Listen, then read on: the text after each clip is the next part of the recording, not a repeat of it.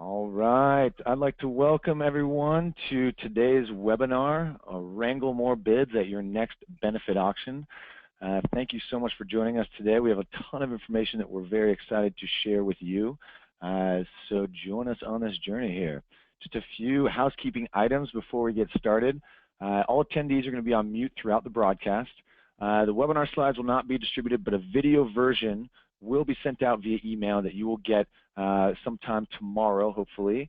And if you have any questions, we want to hear them. So please type them into the question section of the toolbar over on the right side of your screen. You should see a little pop-out that says questions.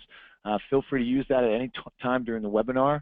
We won't necessarily answer them during the webinar, but we will have someone on hand who will be answering any technical issues, and then we will have a big Q&A session at the end of the webinar where there's always a lot of great information. So definitely stick around for that and ask your questions as they come up during the webinar. You can live tweet us during at WinspireMe or at Heath Hale using the hashtag WrangleMoreBids. We'd love to hear from you.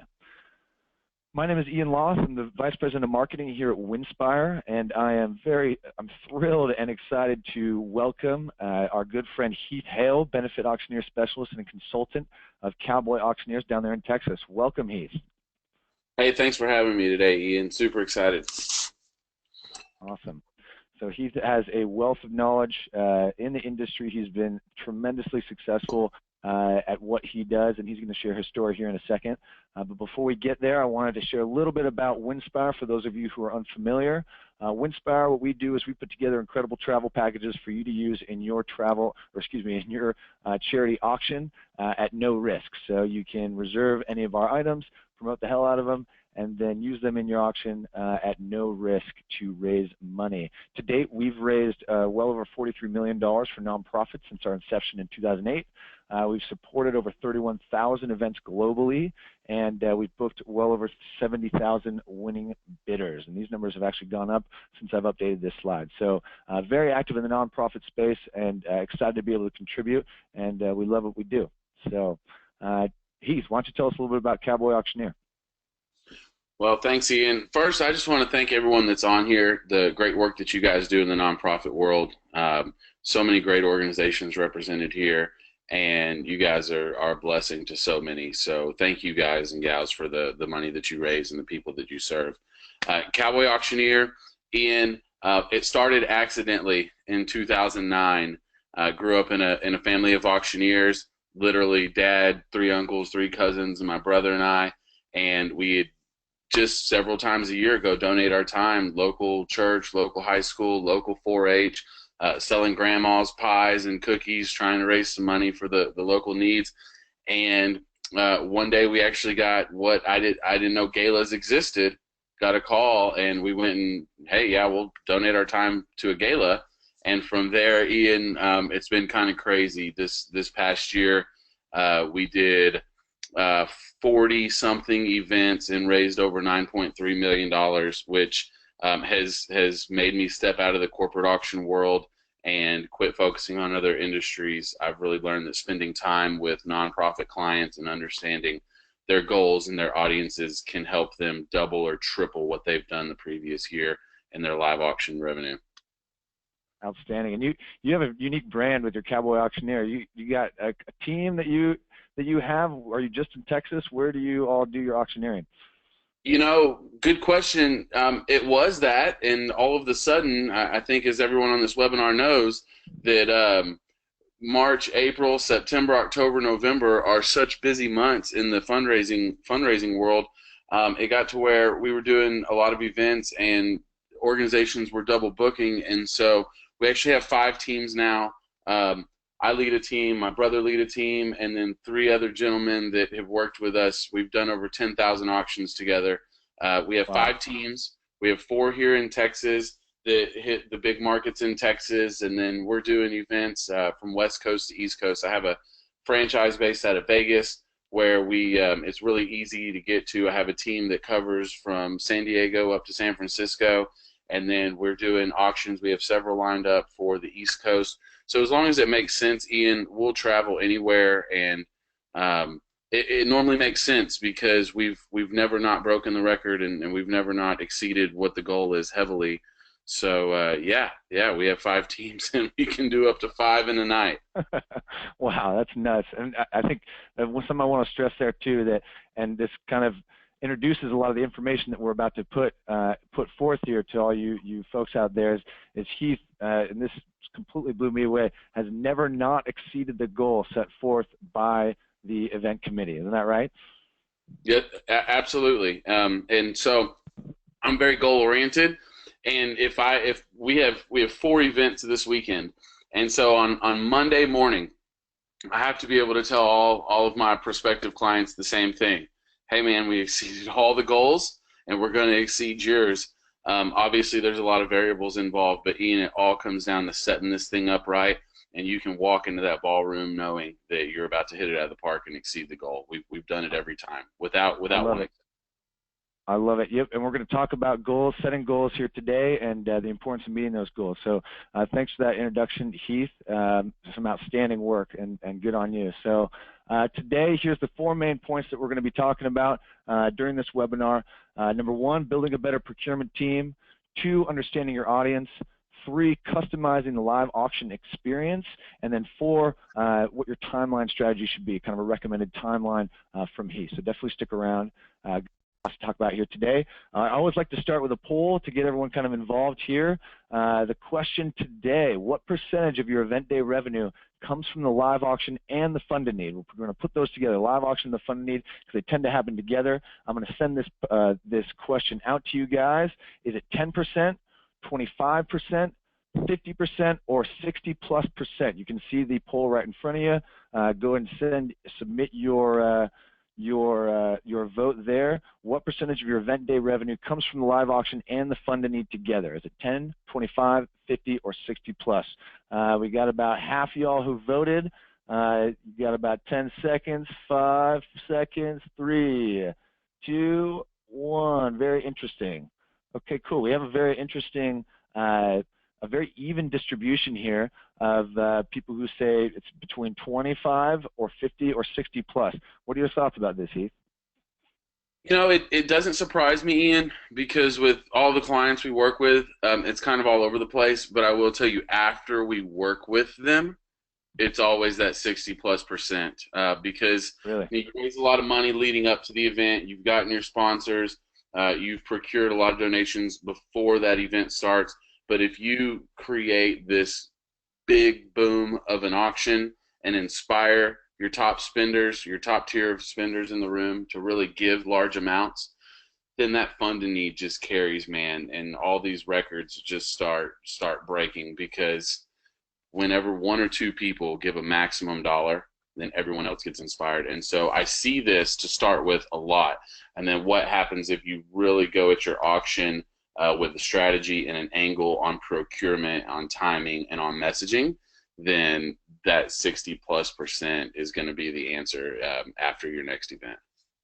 Fantastic. So and that doesn't mean the other numbers will drop. That doesn't mean the other numbers will drop. That just means that your live auction and funded need are going to increase. Fantastic. So yeah, a lot of the stuff we're going to be sharing here today will help you really ramp up and boost that revenue that you're getting from both the funded need and the live auction. So definitely stick around. I'm going to hide those results. Let's go ahead and move on here. So starting with building your procurement team.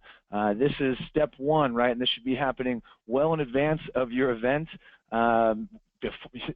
More than 6 months, probably 9 months to almost a year before your event is probably when you should be building your procurement team and getting started on the procurement process. But Heath, I know that you do a lot of consulting with your nonprofits and ask them questions before even getting involved. What do you usually start with? I love to know who's in charge, who's going to be the auction chair. And just like you said, Ian, just now, that procurement, it can take a long time. Guys and gals that have an event in 30 days and you're trying to find auction items, that's okay. There's a solution for you too. But I would start now focusing on your event next year and really looking at how you're going to build that. So who's in charge? You would like to have an auction chair, and then you turn that procurement chair loose from the event to go work with the auctioneer and to work with their resources to build an auction. And really the question that you have to ask yourselves is, how are we going to procure our auction items? Right. Yeah. And that individual, I mean, that should be pretty much their only responsibility when it comes to the event, right? It shouldn't For be. the most part, if it's a powerhouse of a person, obviously let's let them fill some chairs and promote the event too. But whenever you can put someone in charge of your live auction that doesn't have a lot of other responsibilities and they can truly focus on that, let's face it, the more distractions that come up, the less time they can give to your live auction. And what you have the ability to do is you have the ability to make a ton of money in a short amount of time if you build out this live auction correctly with strategy. And so I love for that person in charge of your live auction to really solely be focused on that. Cool. You talked a little bit about development directors. I know we have a lot of development directors out there in the audience today who are in charge of the event as a whole. What would you say to them if they're maybe choosing to try to tackle this on their own? Well, development directors, you guys and gals have so much on your plate. The development director, is leading so many things. You're selling tables, you're filling seats, you're tasting desserts, you're putting together slideshows and invite lists and hiring valet parking and all of this different stuff. The development director, it would be great for you to choose that lead point person to lead that live auction.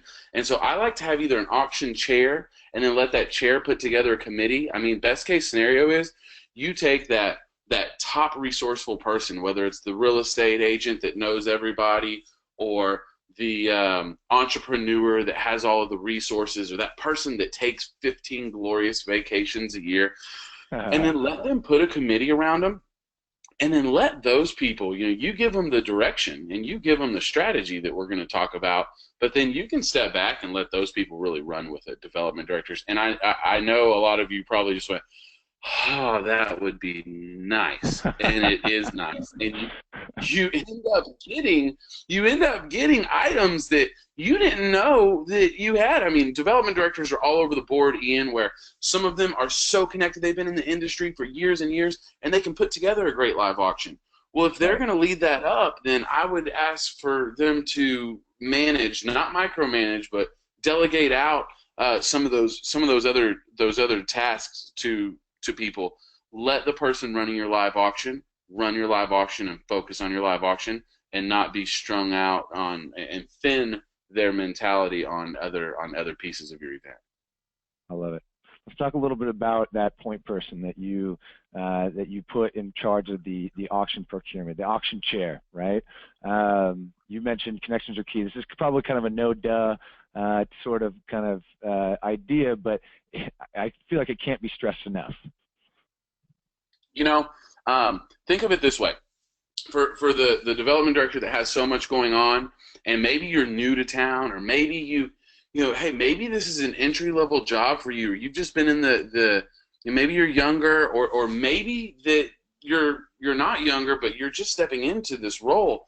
Like putting together a live auction, we can all do it, but you don't want just a live auction. You want a live auction that your audience walks away going, oh my gosh, that was fun.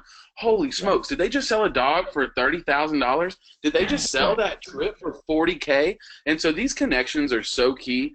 If you can take a person, like I mentioned a minute ago, with the resources, the connections, and low-hanging fruit, whether their low-hanging fruit are people that own vacation homes, or maybe they're big in the arts industries, or maybe they're big in the sports industries, whatever that is, and they have low-hanging fruit, and they can bring you some what I call bomb.com live auction items, and you kind of step back and let them run with it, and then all of a sudden they're putting together a great auction. But what you do, development director, to really guide that is learn of the chair's resources. I always ask, whenever I am prospecting a new client, one of my first questions is, who's the auction chair? And let's learn about the resources and brainstorm on these big ideas.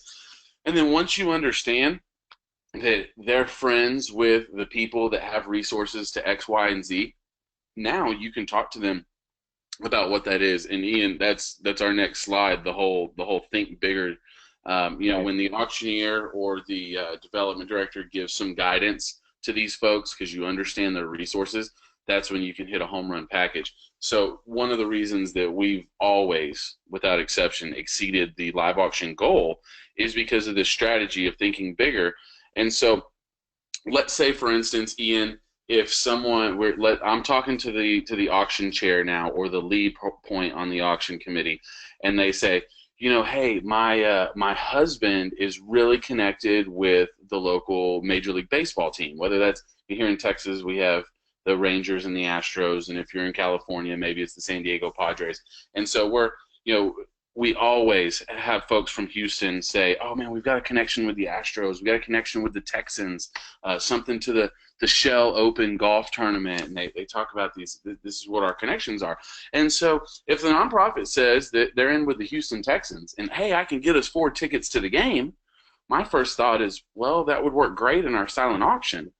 But Right. if we really have a connection with the Houston Astros, let's get batting practice with Roger Clemens.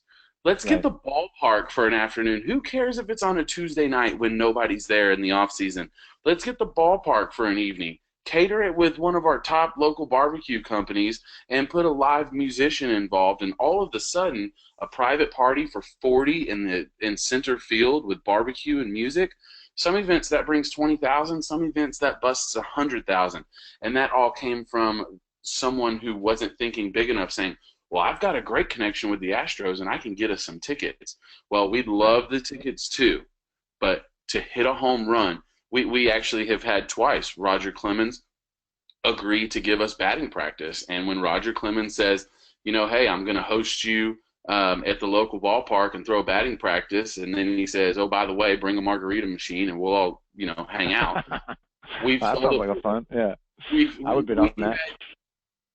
Exactly. We had a live auction goal a few years ago, first time event. They had never done a live auction. They were really hesitant to. They had a live auction goal of $18,000. And this one package, Ian, brings $32,000, and Roger let us double it. We raised $64,000 on one package because we didn't ask Roger Clemens for tickets. We asked Roger Clemens for time. That's interesting. And to those of you out there who might be, hearing these big numbers and thinking there's no possible way that, first off, we can get those items, second, that people would spend that kind of money, I can just flat out say you aren't thinking big enough. Like, you have to go beyond your own kind of mental limitations, and it's to kind of summarize, right? You want to appoint a person there that's going to have the connections and networking abilities in your community, and then once you have those connections, it's not enough just to go see what they'll give you, right? Once you have that connection, it is the auction chair's responsibility to go pursue that lead to the nth degree, right? Go find what you can turn into these bigger experiences, bigger packages, and you will be dumbfounded. You'll be so surprised at not only the capacity of your audience to spend on these big items, but your ability to create these tremendously cool and exciting experiences for your live auction. So don't limit yourself. Think bigger. Always Absolutely. Think bigger. And to close on that, whenever the organization found out that they were going to be able to offer, and think this is a small first-time event, and they had an $18,000 live auction goal, so they weren't thinking big. But when they found out that Roger Clemens was, and this was a baseball-focused organization, so maybe you're arts-focused, and that turns into a meet and greet with a top band or VIP to New York City Fashion Week, whatever that looks like. Whenever you find out that you have one or two of these mega items and you send an email out before the event, your auction chair and your committee, they're all excited. You post it on social media. You're going to have someone that's a big Roger Clemens fan say, I've got to go to that event, and I don't care what it costs, I'm buying the package. And that's what happens. And now you have 10 new guests. You sell a new table, and they all have capacity bigger than you were assuming. That's so true. Once you start thinking bigger, all sorts of cool things start to happen. Not exceeding your goal, but also of the ability to promote, get excitement in your organization and in your guest list, because you're starting to think far bigger than what you were thinking before. I love it. It's a great message. Awesome. Next up, because we've got to keep moving along here, understanding your audience. This is a crucial piece that I think in my conversations with you, Heath, was probably some of the most tremendous insight for me in terms of making sure that you're analyzing your guest list and determining, how much money these people are going to spend, who's going to spend the money, and how you cater your items to those people. So tell us a little bit about that. So you've got to understand your audience, who's going to spend the money. And just like we were talking about, if you feel like your audience has a lower capacity or higher capacity, you have to realize that. And so the live auction is going to cater to your top tier of spenders. You need to understand who these folks in the audience is going to be, Ian, and then we're going to break it down into 3 tiers. Let's break it down. So check this out. I thought this was an awesome illustration that Winspire put together. I would think, I don't know if most of you that are logged on here are going to agree with this illustration or not, but I find it to be true almost every time. When you're looking at your top 3 tiers of spenders, and whenever I'm prospecting a new client, this is one of the very first questions. I've got about 8 questions that I ask, and this is one of the 8. And this is who's your top tier of spenders. And in order to understand your audience, you have to understand this top tier of spenders. And this top tier of spenders may only be one guy. Let's say that you have 500 people in the ballroom, and there's one guy or one girl who can spend $25K, and everyone else is 10 or less. That's your top tier. It's one person. Or maybe that top tier is 10 couples who are going to spend, $10,000 or $20,000. If you're a smaller event, your top tier may be, we've got several people that'll spend $1,500, and then everybody else spends about, $100 to $500. Well, I would encourage you to get a couple bigger fish in the room, but you can still maximize your fundraising. We do some large events where we raise $1 million in 30 minutes, and then we do some events where we raise $50,000 in 30 minutes. So if you're the $50,000 event, your top tier of spenders might be 1 or 2 people that come spend 8 to 10. That's okay, right. But understand who that top tier spender is. Focus on them. Are they artsy? Are they outdoorsy? Are they music and foodie based? Are they travelers? What do we need to put in front of them? My key term is feed. Feed the top tier of spenders. This is the group you want buying your live auction items. Everyone's going to bid on them because the auction items you're putting in front of them are going to be awesome. But you want everyone to bid, but only the top tier of spenders is going to win.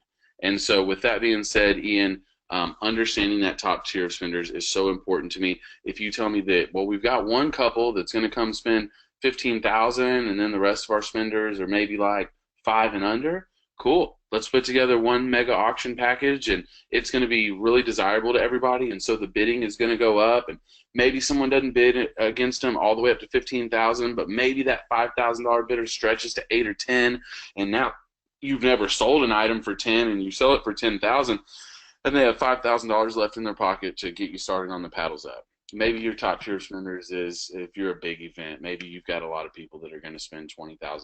If that's the case, right, then if there's 5 of them, let's put together 3 great items and let those 5 people fight over them, and then you can get into that middle tier, which is really maybe right under that top tier. And then your third tier, those are the folks that, yeah, they want to bid on the live auction items, but let's face it, they're going to get a silent auction item, or they're going to do the raffle or the paddles up. You want your live auction to be desirable for everyone, but only the top tier of spenders can afford to win. I love it. So just to kind of summarize, and it's important to look at this graphic and kind of realize, and Heath talked a lot about price ranges there, right? Get the pricing out of your mind, right? The price ranges don't matter so much as the percentage or the portion of your audience that this consists of, right? The top 5% are the people that you want to cater your biggest and best live auction items to, right? But as we've recommended time and time again here at Winspire, and I think Heath recommends something similar, right? We usually recommend about between 7 to 12 live auction items, depending on your audience size.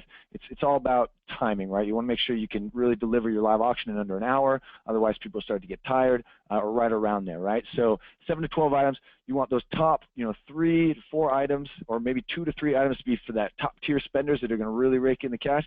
But then there's going to be those middle spenders that he said, right? That are going to spend those, several $1,000s on a live auction item, and if you put the right auction items in front of them. And then there's this vast 75%, and that's everybody else. That's, like you said, it's everybody else who's not necessarily, they might participate in the live auction, but they probably won't win anything, right? They'll be focused on the silent auction items and the raffle and everything else. So really pay attention to this distribution and focus your live auction efforts, right, on this top tier of spenders. I think my favorite story that you shared, Heath, was about the lady who's like, well, I want everyone to participate in the live auction, right? What do you say to her?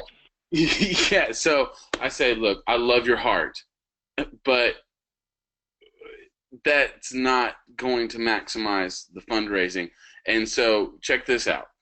Whenever they say, I want everyone to participate in the live auction, I say, I agree, but we only want the top 5% to be able to afford them. And so let's get experiences that everyone wants and can start bidding on, but only the top tier of spenders can survive. And so here's an example, Ian. If you tell me your goal is $100,000 for the live auction and your top tier of spenders is a bunch of folks between 5,000 to 7,000, then we need 12 or 13 items to bring that 5,000 to 7,000, and then we've got to double sell, which we can do with all our Winspire trips, double sell the top 2 or 3 items. And then if you tell me your live auction goal is 100,000, but your top tier of spenders is 5 couples that can spend 10 to 15, then we completely change it.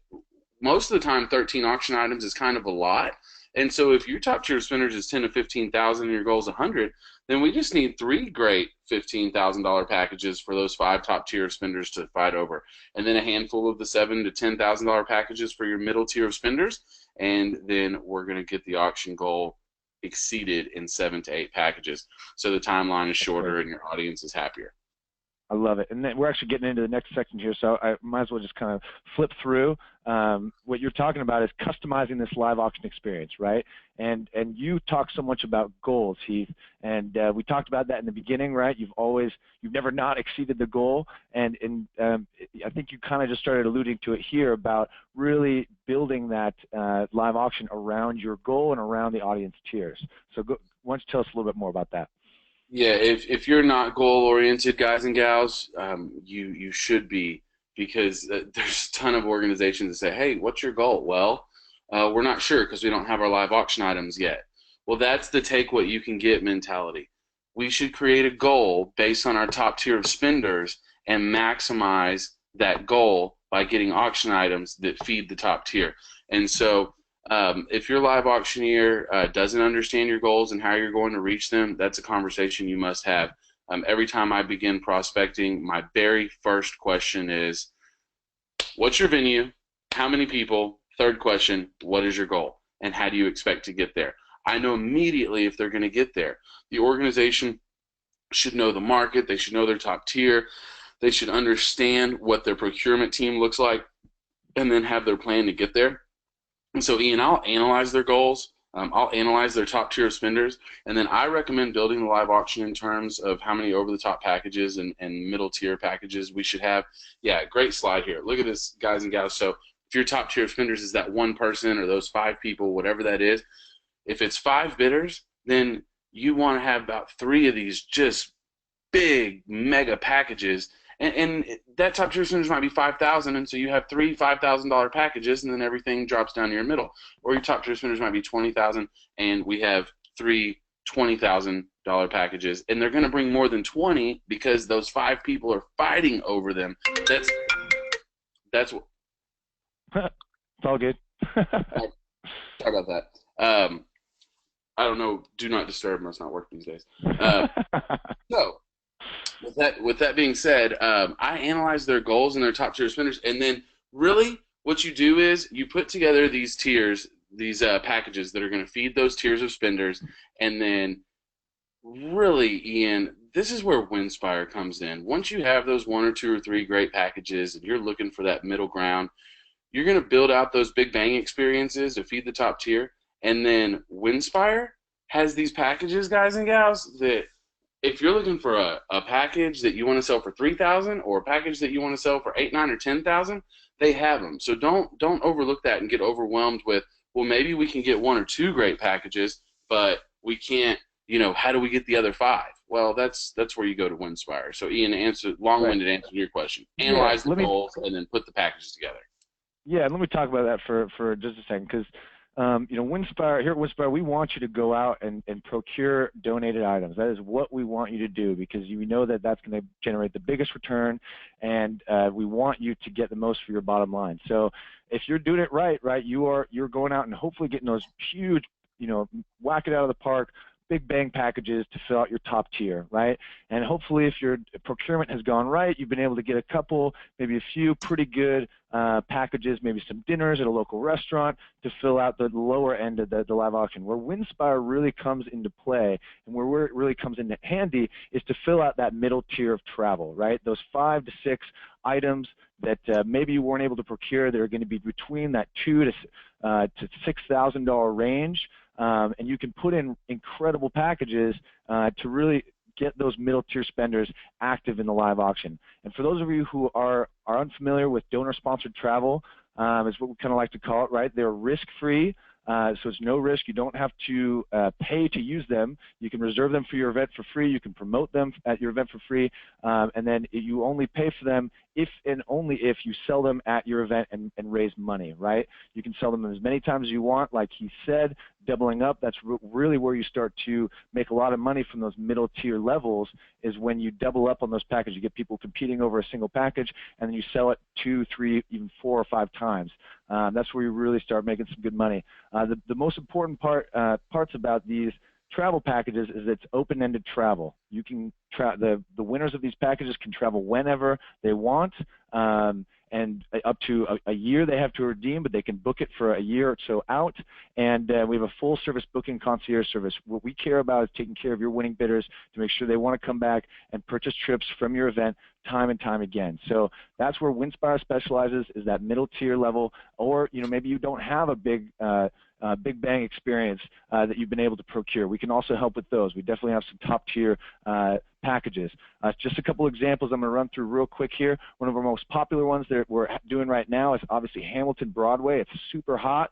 This is going to be in your $5,000 range. And when I talk about these prices, these are your nonprofit price. So it'd be the nonprofit price.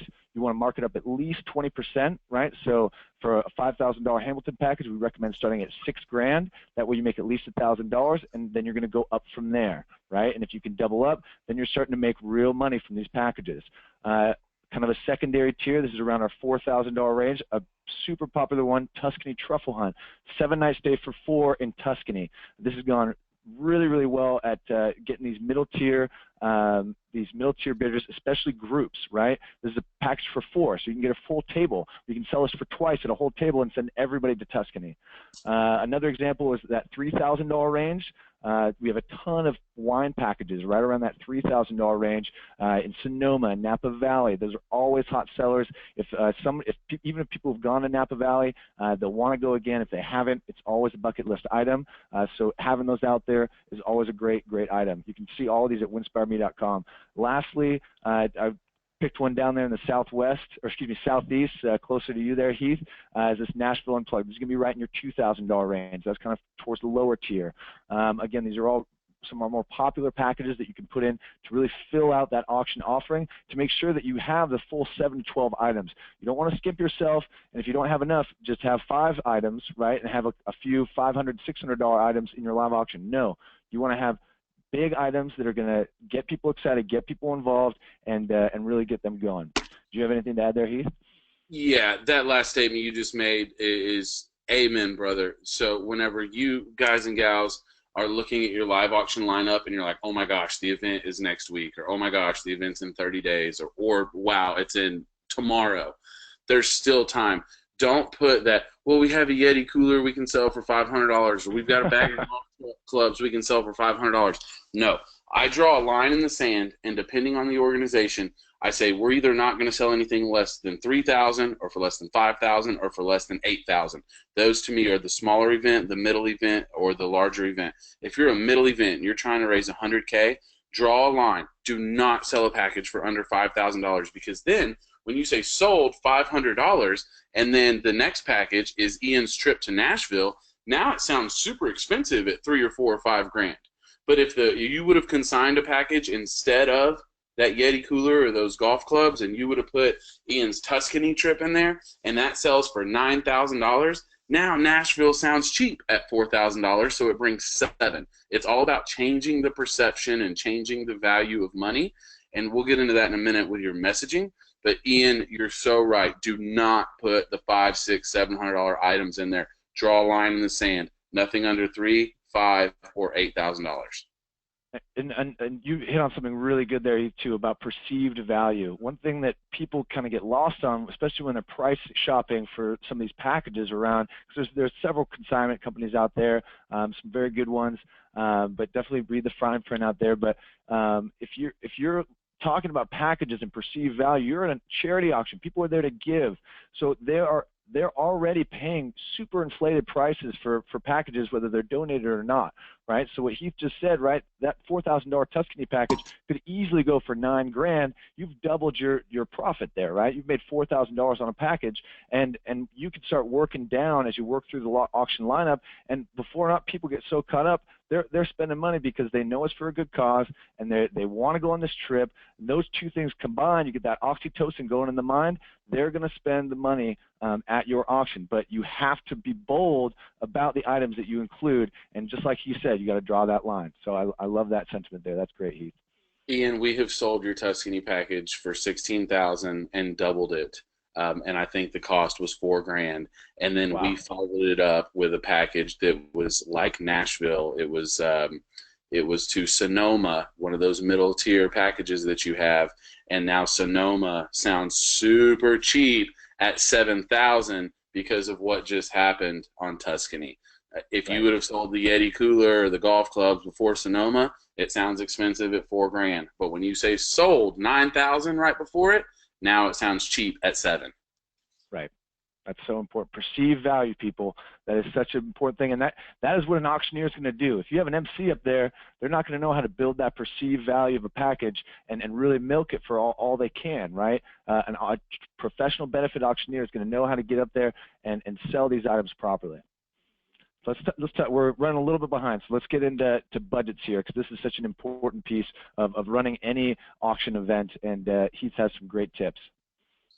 Yeah, budgeting really helps auctioneers and development directors decide where to spend their money. I'm a huge advocate on investing only in things that are going to generate returns, not in things that don't generate a return.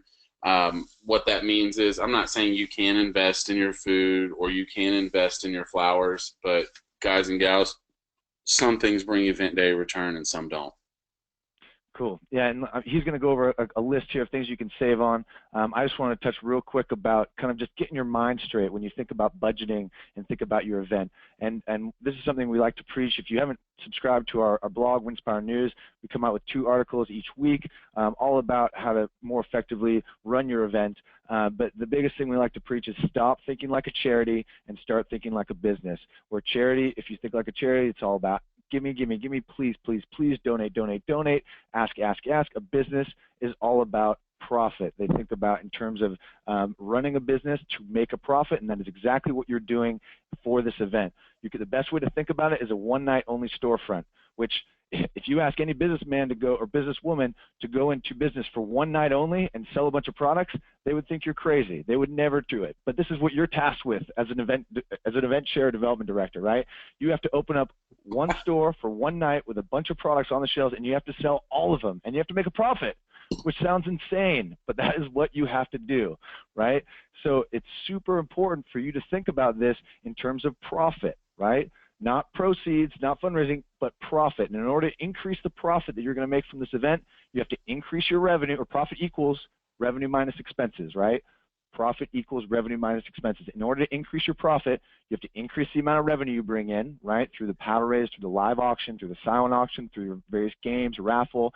And you also have to decrease your expenses, right? That is such a key part of running an effective event, is looking for all the places you can decrease the amount of expense that you outlay, underneath that revenue.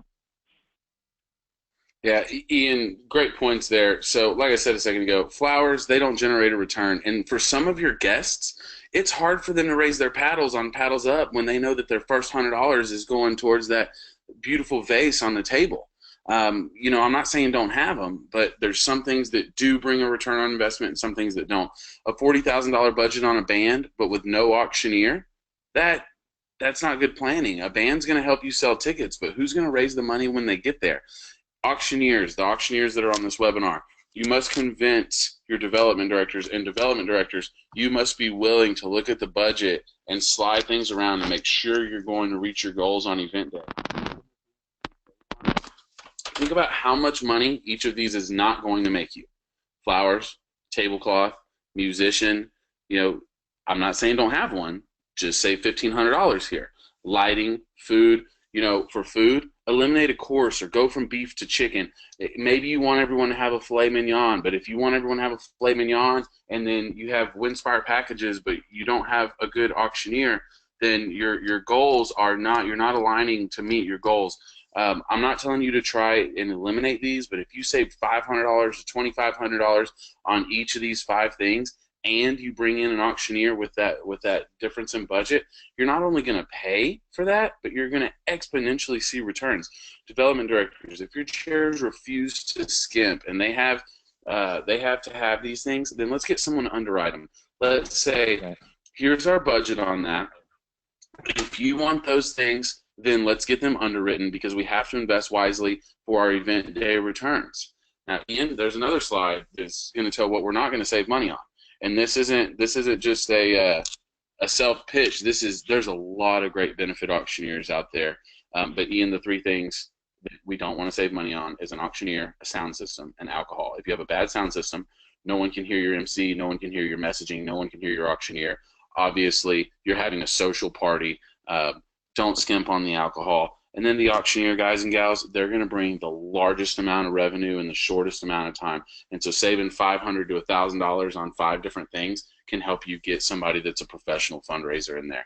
And it's all about the return. Like Ian said, let's think like a business. Should we buy a Winspire package? Heck yeah, you should have a Winspire package because that's going to double your money. Should we rent a shiny tablecloth that costs us an extra $1,000 to our budget? No, that's not going to bring in any extra return. So Ian, hit that next slide. An investment, securing these underwriters, we talked about that a second ago. Look at these 2 quotes. An investment that exceeds your goals doesn't cost you anything. If you have a goal to raise and you bring in a professional that can strategically help you exceed that goal, then you're playing with house money, and you're paying for your auctioneer with free money. If you wanted to raise 100K, but you go and raise 120 or 130, then you're paying for your auctioneer and still exceeded your goal heavily. And then look at this next slide. And this is for every vendor you're hiring. You think it's expensive hiring a professional, try hiring an amateur. But I love that if you think it's expensive to hire a professional benefit auctioneer, wait until you hire an amateur. If you're relying on an amateur to bring in the largest possible amount of money in the shortest amount of time, that doesn't make sense. You've got to put a seasoned professional in that role.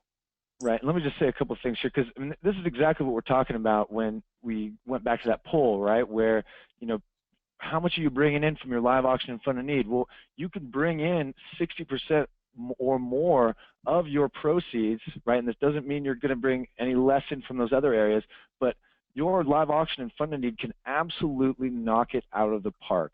And in order to do that, you need to hire someone who's a professional who knows what they're doing in the role. You wouldn't hire a dentist to perform a surgery, right? Same with an auctioneer. You wouldn't hire a cattle auctioneer, or maybe not a cattle auctioneer, but because were you a cattle auctioneer? No. What about a fireman? Here's the question I had the other day. Yeah. Here's the question I had the other day. We're going to have the local fire chief do the auction and the firemen be the ringmen. And I said, cool, let's call the Cowboys whenever the building's burning down and you need the fire put out. Doesn't line up. It doesn't work that way, right? So definitely important. I think there's another point that you kind of glossed over there about, you had an example of a nonprofit that spent maybe $15,000 or $20,000 on a band, but they refused to hire a professional auctioneer, which sounds crazy, right? A band might bring in ticket sales. It might get a few more people to come, but those people aren't necessarily going to spend money once they get there. It's not going to generate any return unless you hire somebody to actually do that. So instead of spending that kind of money on a band, you can get an equally or just as good band, or almost as good band for $5 to $10 grand, right? Save $5,000 and then invest in an auctioneer. Yeah, that's right. And this is a whole different conversation, Ian. But if people are coming to your event because of the band, then I don't see them spending much money when they get there. Let's build organic. Let's start now and think about our event 3 years from now, and how instead of having to have a high-end band to get people in the seats, people are going to come because of your mission. And so if you can really grassroots that mission and have people buy into that, then the band doesn't necessarily matter. Right. That's so true. And I want to hit on one more thing. We got one more section left about timelines. We're right on schedule, so this is perfect, but I just want to talk about securing underwriters real quick. Heath talked about it, right? If you need those centerpieces, if you still desperately want the specific band or the tablecloths or a venue, the best avenue you can take is to secure underwriters for those things. And that means going out and soliciting businesses to pay for those specific items in your event and then awarding them sponsorship placement and branding placement in the program or on signage or in email newsletters. And we have a great resource that you can go download for free with templates, sponsorship letter templates, tips on, I think there's even a catalog template in there about how you can place their logos in your auction catalog. So check it out, u.winspireme.com/sponsorship kit. And last thing on this too that we can't stress enough is get Winspire packages underwritten as well. It's one of the best ways to highlight donors or underwriters who during the live auction, right? Heath is up there on the mic, and he has a Winspire package coming up, and he stops and he thanks Mr. and Mrs. Jones sitting right here in the front for donating this wonderful Tuscany Villa package that we're about to sell. Then the donor knows that 100% of their proceeds are not only going to go to the nonprofit, but they're going to see their sponsorship double or triple or grow right in front of their eyes. So it's just a fabulous way to recognize donors and also make sure that 100% of the proceeds that are purchased on that package go directly to your bottom line. Great advice, Ian. Cool. Let's finish up with timeline strategy. Got a few more slides here, folks, and then we're going to open it up for Q&A, which I highly recommend you stick around. If you can't stick around for the whole thing, I know some of you are busy and you got to leave after an hour, then don't worry, we're going to send you a recording after this is over. The Q&A might go a little bit over that hour spot, so definitely stick around if you can. But let's talk a little bit about timeline strategy. This is your timeline, isn't that right, Heath? Yeah, and this is just, a general recommendation, but, cocktail hour, you want people to have fun. Then we know it's a big job, but getting them in their seats. And then during that welcome, don't waste a welcome. Hey, folks, thanks for being here. It's my pleasure to be your MC. Enjoy your salads. Embed that messaging in there. Hey, folks, thank you for being here. Because of this night last year, we were able to raise X and impact X amount of people. Thank you so much. We can't wait to exceed what we did last year here tonight because of you in the room. And when you embed that messaging, you're going to set the tone for a solid fundraiser.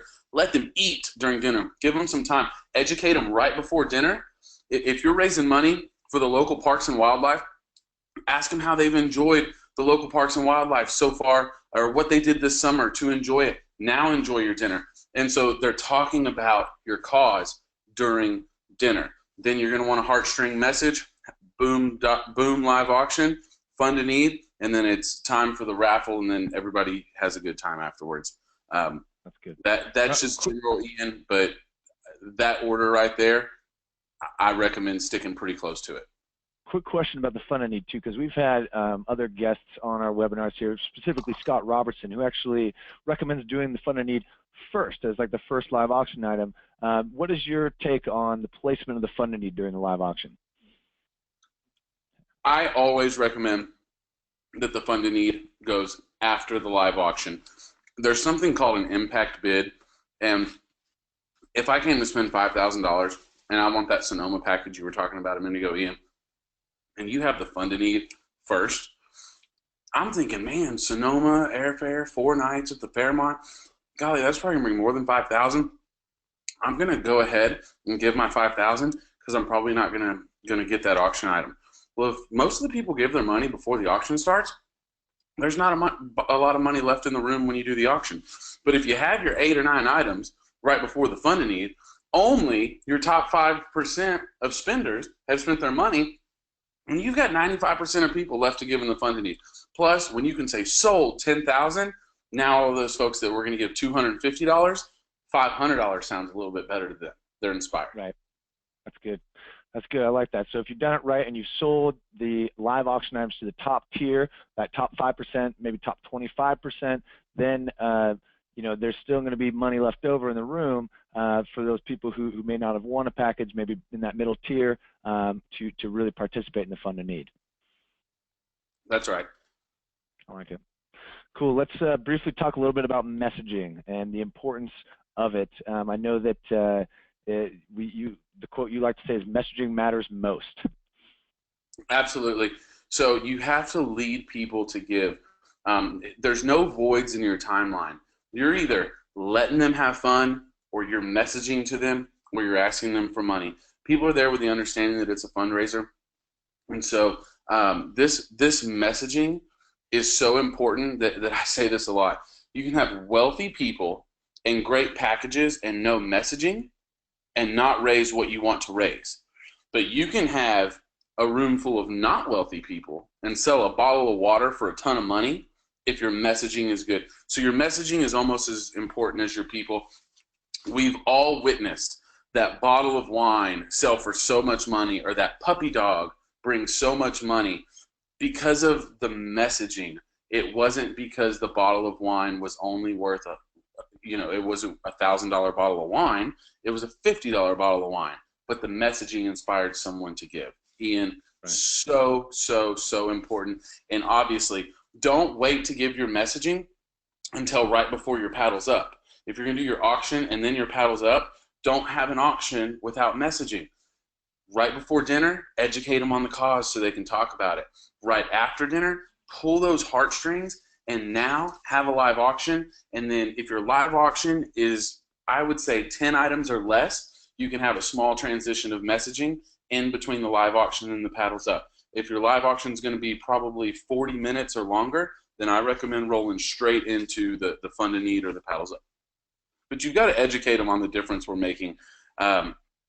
This slide that you have right now, Ian, speakers versus videos, both can be great, but here's what you have to get across. Educate them on the difference that you're going to make for the beneficiaries.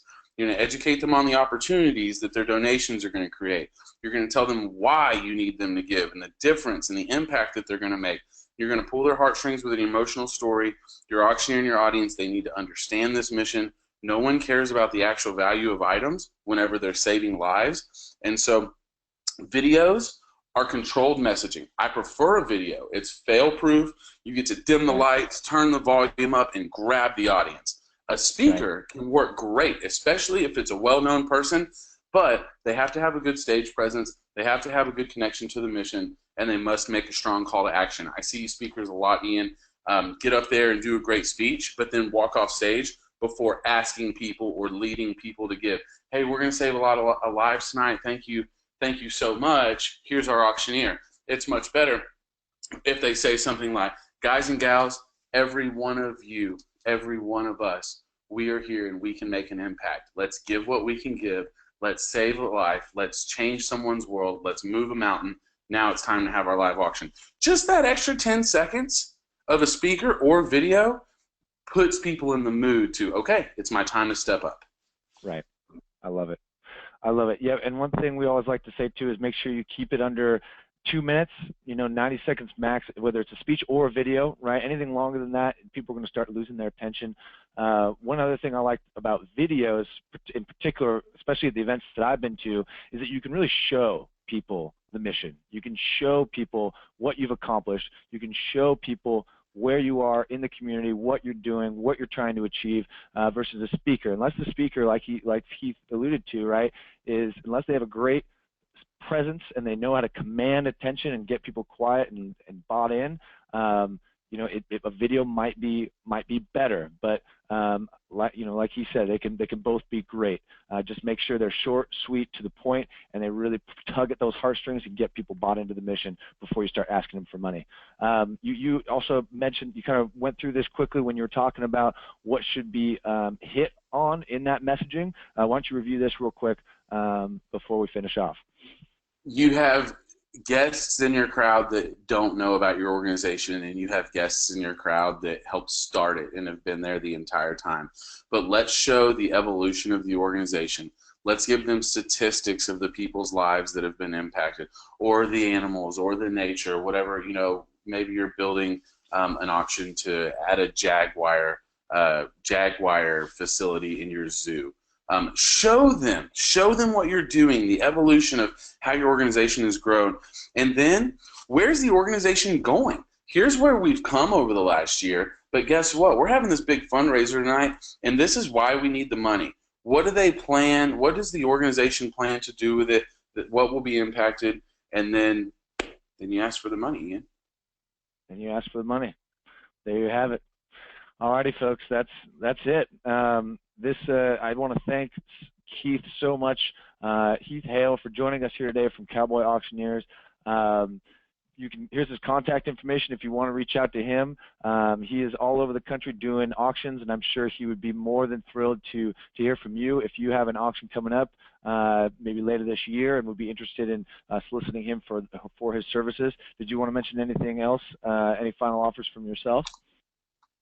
Yeah, it's just, guys and gals, my passion, and surround yourself and your organization, your auctioneer, your event chair. They need to have the passion that you have. The reason you're working so hard and doing what you're doing is that passion. I know that's hard to find, but our passion is working with an organization that has a great cause and helping them exceed their goals and really 3 to 5 years get to a level that they never experienced. So once again, thank you guys all for the work you do, and God bless. Great. Yep. And stick around. We're going to have some Q&As here in just a second. Before we do, I wanted to, I mentioned this earlier in the presentation, we have our blog, Winspire News. We're coming out with weekly content, just fabulous content, all about how to improve your charity auction events, how to raise more money. And you can, if you subscribe, we are actually having a drawing coming up here this weekend. We draw from all of our blog subscribers, and we're giving away a $1,200 travel package that you can use in your next fundraising event. So if you subscribe at u.winspireme.com/giveaway, or you can just go to Winspire News, Google that. There's a nice little entry form at the top right corner of our page. So enter that. We're going to be doing a drawing this weekend, and we do it quarterly. So every single quarter we give away at least $1,000 in travel to be used in fundraising.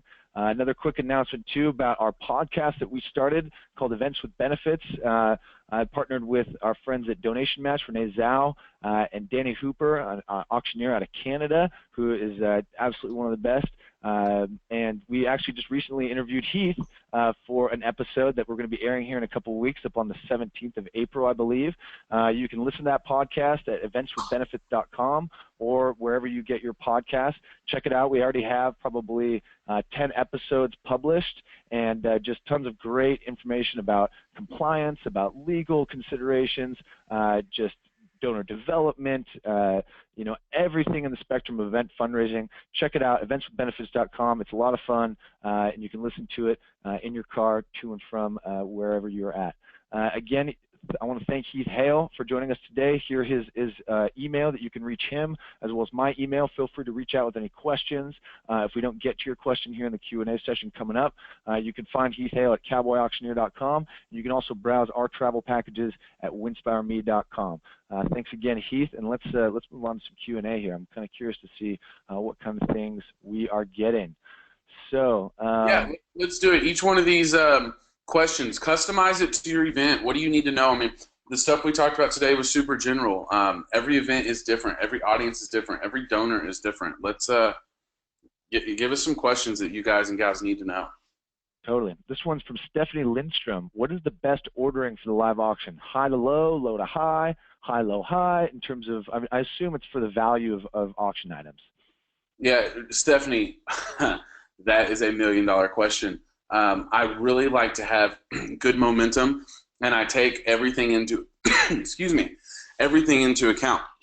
So you don't want to have 5 travel packages in a row and then 4 local packages in a row. So I'll look at in-town, out-of-town, in-town, out-of-town. I like to start the auction, unless you just have to sell this item that doesn't meet that line in the sand. Maybe you drew a line at $3,000. and you have one that, man, it's really only worth $1,500. It's hard to place that item. Sometimes I will put that item right after the biggest item in the auction, and we say sold 10,000, and now $3,000 sounds cheap. So I really, really like to work on that individually and see what the packages are. I don't think there's a cookie cutter answer. Don't put a bunch of doubles like the Winspire packages. You can double those. Don't put all of those together. And now don't start your auction You can start and have one double in the first 3 or 4 items, but don't start your auction with like 3 packages in a row that you want to double, because now the audience is not going to trust you, and people will be sandbagging your bids. So no cookie cutter answer other than, like, I like to start with probably like my 4th best package. Something that, if your packages range from 5 to 10K, start with that 6 or 7K package. Put it out there and let's start strong, and then you can have a little bit lesser item under that, your 5K package, and now let's get up to one of those 10K packages pretty quick. And so we're setting the tone early. I like it. Okay, great. This one is from Victoria Schmidt. How do we know where to start the bidding amount for an auction item? Should the auctioneer know that? And let me say real quick, before you answer, Heath, on Winspire packages, there's a nonprofit price. We always recommend starting 20% over the nonprofit price to ensure that you, at very least, even if you get one bid, you're getting a good amount. I think, Heath, you might actually have a different method for Winspire items, but if you have a $3,000 package starting at $3,600, then you're going to at least make $600, and then anything above that is gravy. What do you recommend? I get asked this question all the time, and my funny answer is, does it really matter where we start, or does it matter where we end up? Very true. What I mean by that is development directors or organization staff members, don't worry so much. Like, if you have a really inexperienced and a beginner auctioneer or a volunteer or a free auctioneer, you need to give them some guidance on this. But if you have someone that knows what they're doing, I never have it determined where I'm gonna start. I walk in, I feel the audience, I watch them eat dinner.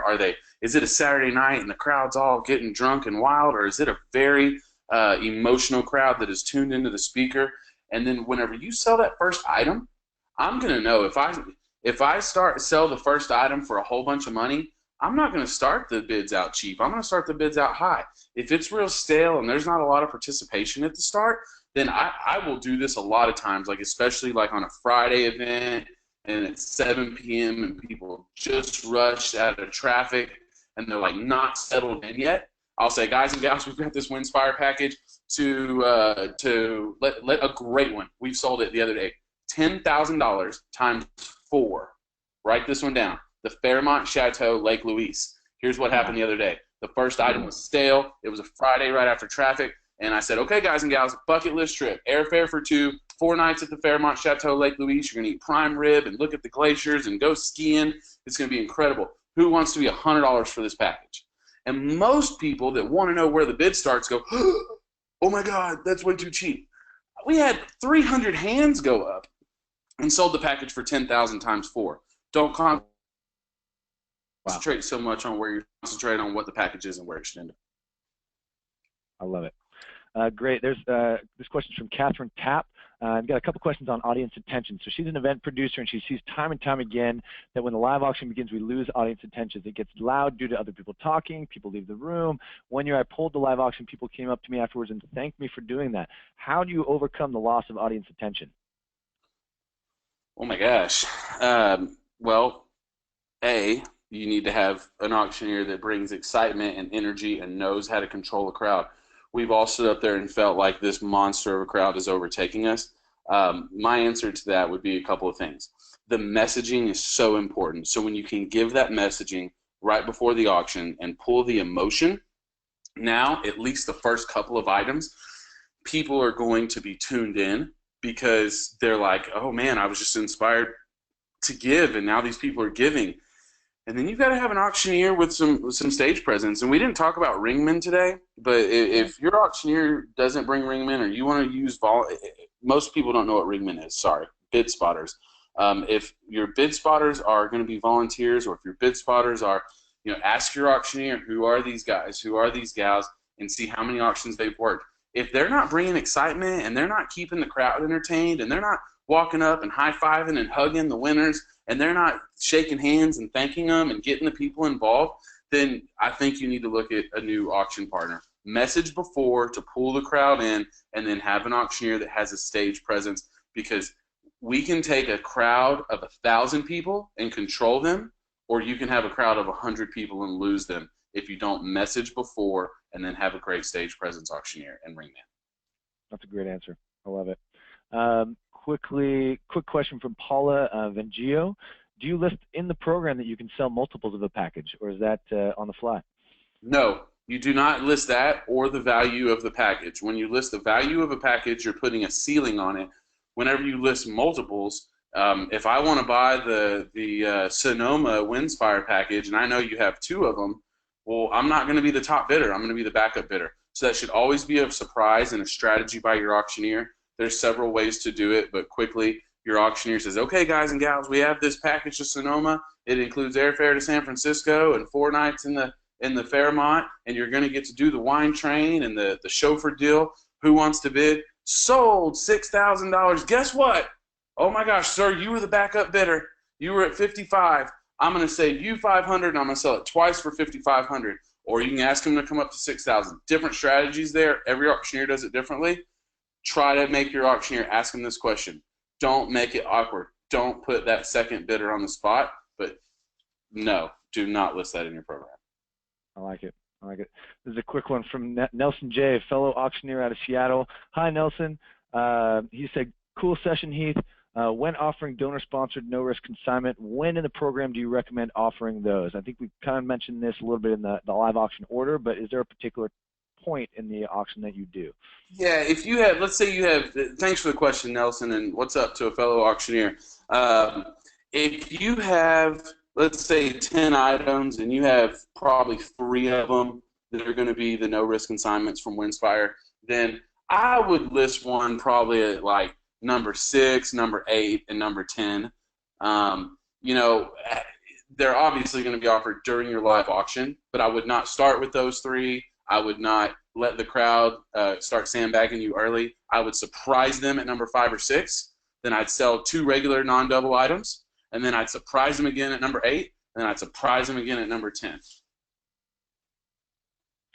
And I also, so if you sell a double, like sold Winspire package times 2, $10,000, that's $20,000, and now you have a regular non-double item, I make sure and say, okay, folks, this next item, now we've only got 1 of these. We're not doubling this item. Only 1 person's going to win it. And then I bring it back to their mentality of we're not going to double these next packages, but I only say that about that, and then boom, I surprise them with another Winspire package. I love it. It's great. This one is from Laura Daniger. What if you have an auctioneer that knows your audience that is offering their services for free?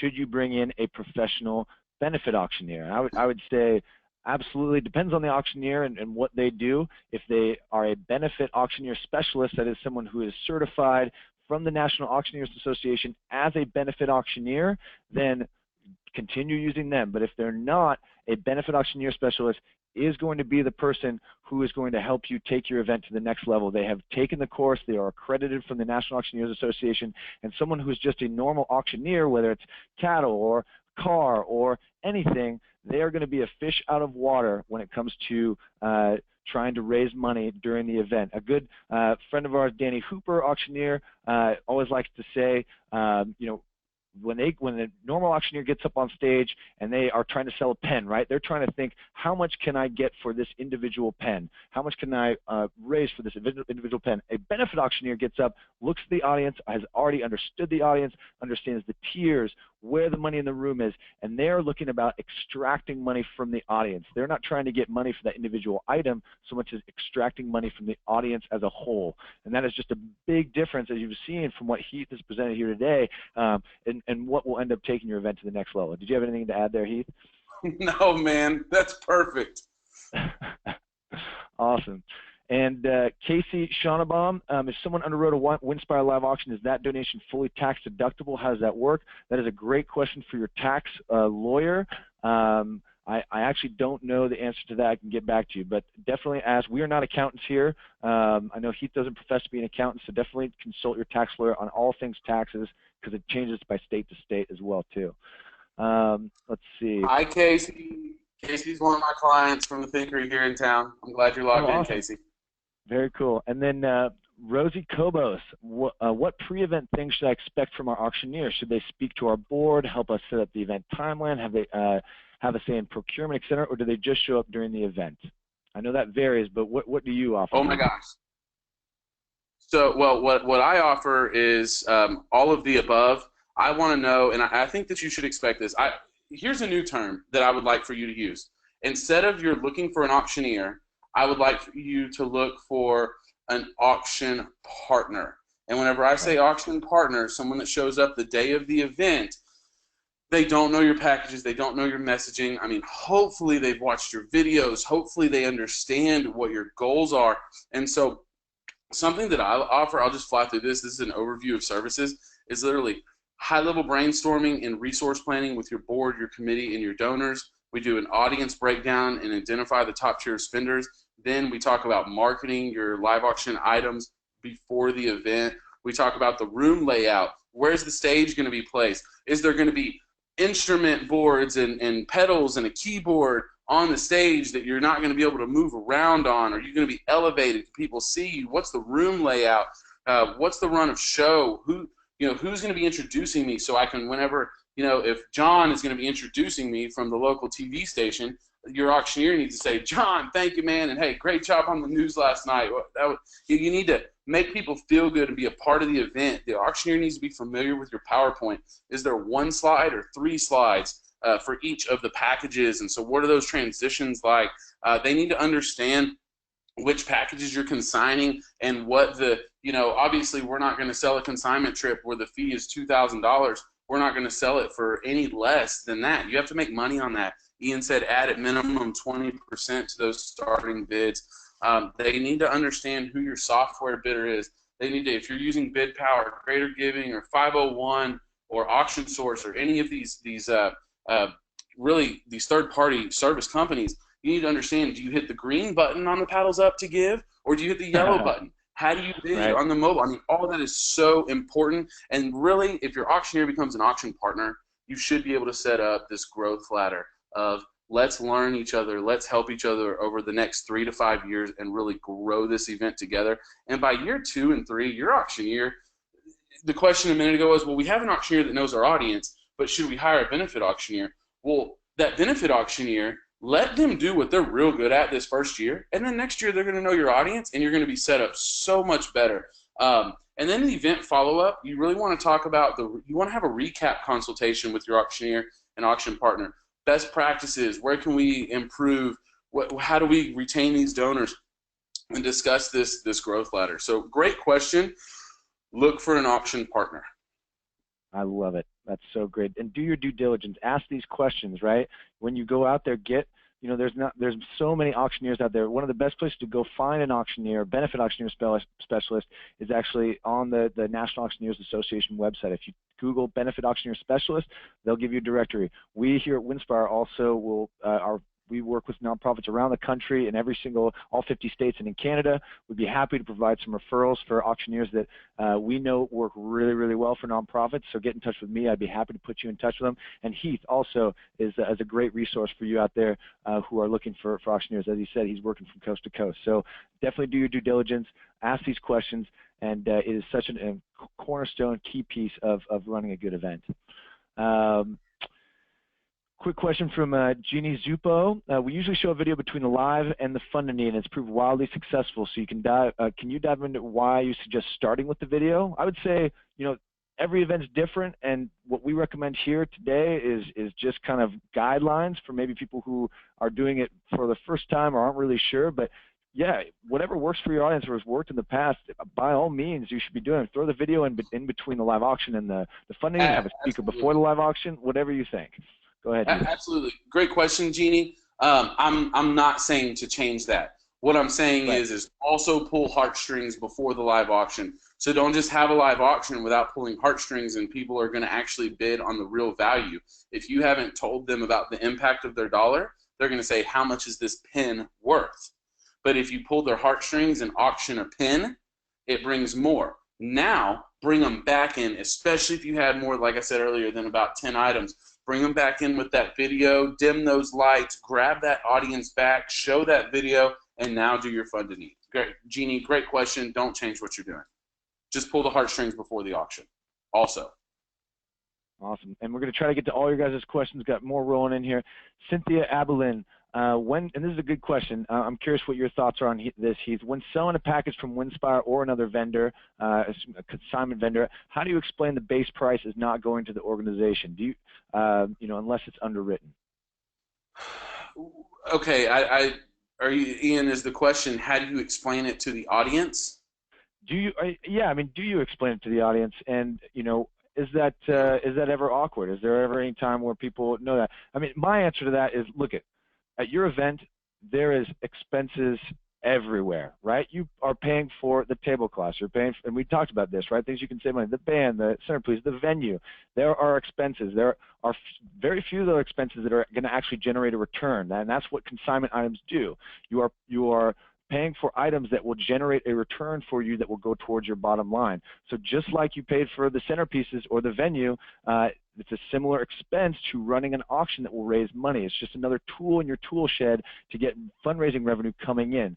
So if you don't necessarily need to explain to them that the whole price of the package isn't going to go towards their bottom line, because look at the whole ticket price that they spent on the event isn't going to go towards the bottom line either. They got to pay for the food. They got to pay for the booze. So it's just put it in that same kind of wheelhouse over there with your expenses, and you can explain it that way if it comes up. But that's only if people are really asking questions. You don't need to explain it out front. Come up. I've never seen it. And whenever you put in your auction description, also includes Winspire concierge and booking services. They're obviously, after the event, going to go look up Winspire and understand the package they bought. But if you think like a business and not a charity, then you just sold that $3,000 Sonoma package for $6,000 as opposed to the free Yeti cooler or golf clubs for $500. And everyone understands that you just made a business decision to net yourself $2,500 more. If someone asks, you can tell them, hey, we had a hole to fill, and we're really excited to sell these Winspire consignment packages. I've never seen it be awkward. I've actually never even seen that come up, Ian. Interesting. Okay, good to know. Thank you for that question, Cynthia. This is a great question from Erica Lopez. She's new to having an auction. Their organization has never had an auction before, first rodeo, and they don't really know their audience and how to break it up into tiers. How should they approach it? So I would look at least the area you're in. How are you getting the people there? If you're getting the people there from the radio ads, then that's one thing. If you're getting people there because of table sales through an event chair or committee, that's another. If that's the case, then you have to test the water, and I would put one or two of the larger packages in to see what happens. Unless you're in a really bad economy, and let's say that you only have 100 people at your event. With only 100 people and you're in a decent economy, you're going to have a few people there that can spend $5,000, $6,000, $7,000. So put a few of those packages in front of them and test the water with a good spectrum. We deal with this a lot. Great question, because you have to learn. And so draw the line of, we want to try to sell everything for, let's draw that $2,000 or $3,000 line because we're not sure. But if you're like having a first-time event and you're in Dallas or you're in Houston, draw the line at $5,000 because the economy's good in a lot of these states that we work in, and test the water, and then going into next year, see which packages perform the best. Great. I've gotten several questions about what should we anticipate to pay for an auctioneer like you? Flat fee, percentage of money raised. I know all auctioneers are different, but do you have any recommendations or advice for people out there who are shopping auctioneers? I do. What I do is I like to find out the goals of the organization, and I try for my teams and my services to not be too big or too small for anybody. And in a small market like Austin, I mean, I know Austin's a great market, but it's kind of like a small community in the fundraising world. It's hard to deal with. We do the Matthew McConaughey event, and then we also do events for smaller schools or a first-time organization with a 30K live auction goal. And so what I try to do is have two different options. There's either a flat fee option that's going to guarantee cover my base expenses of my ring man, my time on my consulting, and any of the services that we offer. And then especially if you're a first-time event or a newer event, that's probably going to be out of your budget. We'll drop that down, and create an incentive based. But we don't ask for a percentage of the whole auction. We literally find out what your live auction goal is, drop our base, and say, okay, we're going to take this risk out front. Your goal is 50K. We're going to do 10% over 50K. Or if we hit 60K, we get a $2,000 bonus to get us back to our goal. I really can structure it 100 different ways.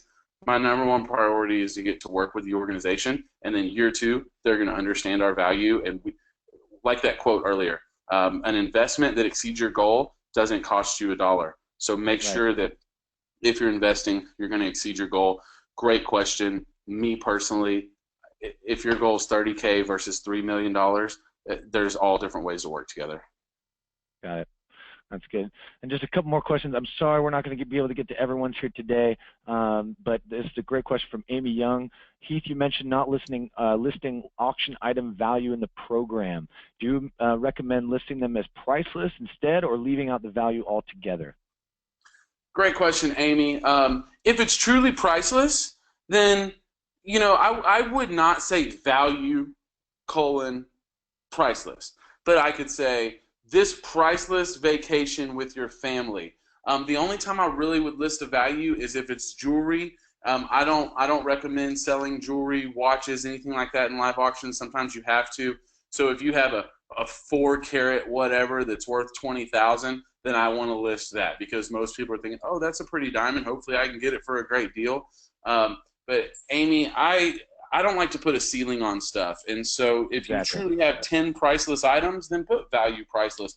But you're probably going to have 2 priceless items and 8 items with a value. And so I would just keep from listing it. And on those 2 priceless experiences, just put that in your description. Yeah, and just to kind of reiterate there, I mean, that's what we kind of talked about it earlier. We did talk about it earlier. The perceived value of these items, it's going to be completely different than in the real world, right? You're at a charity auction where people are spending money in support of your cause. The actual value of the item is completely irrelevant, right?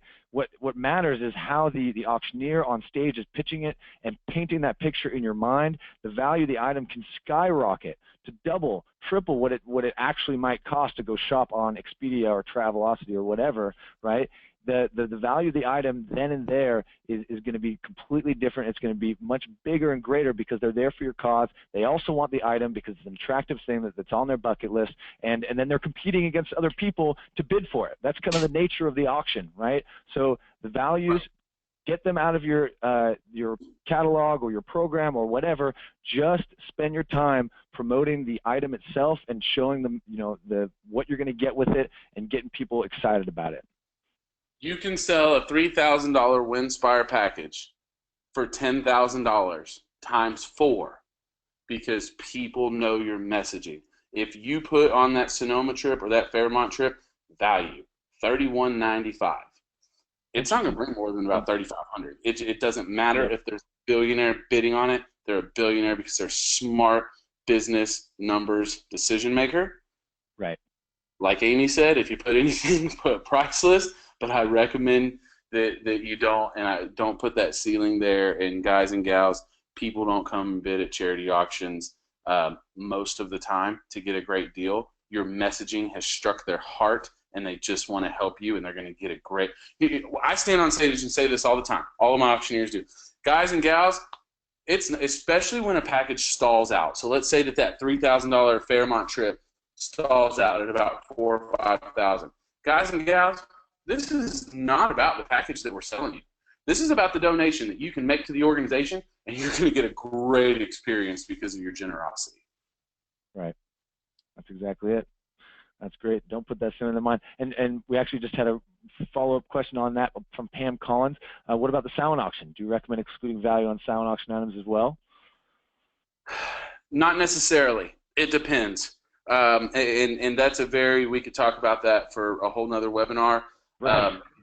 I like for there to be a value sometimes, but really, instead of a value, just make your starting bid a good, honest starting bid. If you have a signed, let's say like a signed football from Tom Brady, you don't really know what the value of that is. Make the starting bid $500.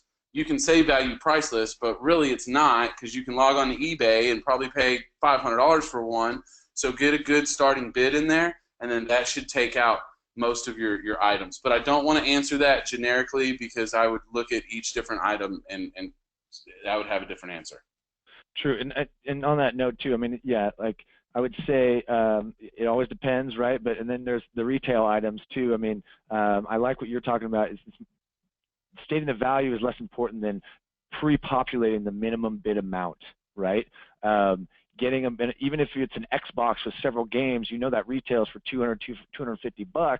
Like if you put a starting bid of $100 there or $150, you know, and that was donated, you know you're going to get a pretty good return, and that's going to be attractive enough for people to start bidding, as opposed to putting the value out there, right? Yeah, if you put 250, no one's going to bid 300 on it, because that's just how we're built in our minds. We go to the grocery store and buy something because it's one. We pass up 4 gas stations to pay 1 penny less somewhere else. So don't put the value. If the gas station didn't put the cost of gas, we would just pull into the station and buy it. Look at your silent and your live auctions like that. Great. All right. And again, I'm so sorry we couldn't get all the questions here today, but we're going on an hour and a half here, and I want to thank everyone so much for joining us again here today. Thank you, Heath, for sharing your knowledge. I know this is tremendously helpful for all the people out there, and this has just been very enlightening for myself as well, and I really can't thank you enough. Ian, I love working with you guys, and what y'all are doing for the entire industry, for fundraisers. Those numbers that you put up on that first couple slides are unbelievable. Guys and gals, if you are intimidated, if you don't have that auction chair, if you don't have that powerhouse that's procuring these items, go to Winspire and my representative at Winspire is Kevin, and I call Kevin a lot. Kevin Spikerman does a great job. I say, Kevin, I have a new event. I've never worked with them. They have a $500 ticket price. They're going to have 500 people in the room. We need 4 or 5 good items from you. I know there's some golfers there, and obviously everyone likes to drink wine or sit on the beach. And Kevin replies back with, man, here's the 10 or 12 options for you. Let me know what you're thinking. He works with the organization, sends it to the decision maker, and it's hands off. It's already done for you. They give you pictures for the PowerPoint slides. They give you all the information you need. Ian, y'all have made my life easy. And out of the $9.3 million we raised last year, it would have been a lot less if it wasn't for Winspire. And I truly mean that. And I'm very grateful that you guys had me on here today. It's been a pleasure. Awesome, Heath. Well, thank you so much for that. And yeah, you guys can find so much more information where this came from on Winspire News and Events with Benefits, our podcast out there. Heath, Hale, thank you so much. I want to give you a round of applause over here. Just so much good stuff. So thank you so much, everyone out there. Please join us again for another webinar coming up very soon. Stay tuned, and we'll be back again shortly. Thank you, everyone. Thank you, Heath. Thanks, Ian. Bye-bye.